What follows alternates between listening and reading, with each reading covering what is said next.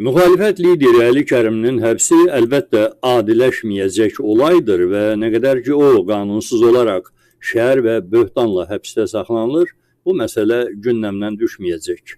Mən onu da anlayıram ki, Əli Kəriminin müdafiəsi üçün açıq çağırışlar etmək təhlükəlidir. Hamı çox yaxşı anlayır ki, İlham Əliyevin ona qarşı xüsusi aqressiv münasibəti var. Buna görə də insanlar içəridən narahat olsalar da, qorxu da bir qayda olaraq öz işini görür. Amma Kərimlinin həbsi Əliyevin rejiminin başının üstündə daş kimi qalacaq, buna əmin olun. Bir də bu şəhər böhtanın köhnə tarixləri də var ki, mən həmin tarixi olayları sizə artıq xatırlatmışam.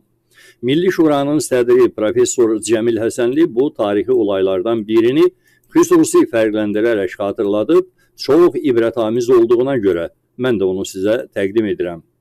Dünyanın qəribə işləri var. 12 il əvvəl 2013-cü ildə Milli Təhlükəsizlik Nazirliyi jurnalist Pərviz Həşimlini saxta ittihamlarla həbs edib, ondan hazırda Dövlət Təhlükəsizlik Xidmətinin sədri olan Əli Nağıyev ilə AXCP sədri Əli Kərimli arasında vasitəçi olması barədə təsdiqləyici ifadə almaq istəyirdi. Əli Nağıyev həmin hadisədən az əvvəl Milli Təhlükəsizlik Nazirliyinin müavini işləmişdi 2005-2011-ci illərdə. Həmin dövrün mətbuatının məlumatına görə güya Əli Nağıyevin Əli Kərimli maliyyələşdirilməsi barədə təsdiqləyici ifadə verməsinə görə Pərviz Həşimliyə hətta 1 milyon manat pul da təklif olunmuşdu. Lakin Həşimli ona təklif edilən puldan imtina etdiyinə görə ağır işgəncə hesabına ondan belə bir təsdiqləyici ifadə almağa cəhd göstərmişdilər. Pərviz Həşimli nə Əli Nağıyevə, nə Əli Kərimliyə də, nə də başqa birisinə şər atmadı və bu imtihanla şərəflə çıxdı. İndi həmin hadisənin üzərindən 12 ildən bir qədər artıq vaxt keçib. O zaman MTN-dəki rəqibləri tərəfindən şərlənməsinə cəhdlər göstərilən Əli Nağıyev hazırda DTX-nın rəisidir və onun rəhbərlik etdiyi idarə bu dəfə Əli Kərimli 24 ilə yaxın prezident administrasiyasına rəhbərlik etmiş Ramiz Mehdiyevlə dırnaqarası iş birliyində Rusiyaya bağlı saxta dövlət çevrilişində ittiham edir. Böyük Sabir demiş, bu çərxi fələk tərsinə dövran edirindi. Bugün mətbuat məlumat yayıb ki, prezident aparatının sabiq rəhbəri Ramiz Mehdiyevin Türkiyədə 4 böyük yük tankeri də üzə çıxıb, görən bu 4 tankerdən heç olmasa biri Əli Kərimlinin adına deyil ki. Və Xalq Cəbhəsi Partiyası sədrinin müşaviri Azərbaycanın görkəmli şairlərindən olan Zəadət Cahangirin də ibrətamiz sayılacaq qeydləri var. O, Əli Kərimlinin həbsini sadəcə olaraq bir siyasi akt kimi dəyərləndirmir. Azərbaycan üçün hansı siyasi fəlakətlərin zəmini olduğunu vurğulayır. Bir ölkənin müxalifət liderini şərləyib həbs etmək, o ölkədə siyasi rəqabət meydanını qapatmaq deməkdir. Azad sözün ağzına qıfıl vurmaq deməkdir. Bütün qapıları demokratik institutların üzünə bağlamaq deməkdir. İnsan hüquq və azadlıqlarını buxovlamaq deməkdir. Cəmiyyətin gələcəyə olan ümidlərini öldürmək deməkdir.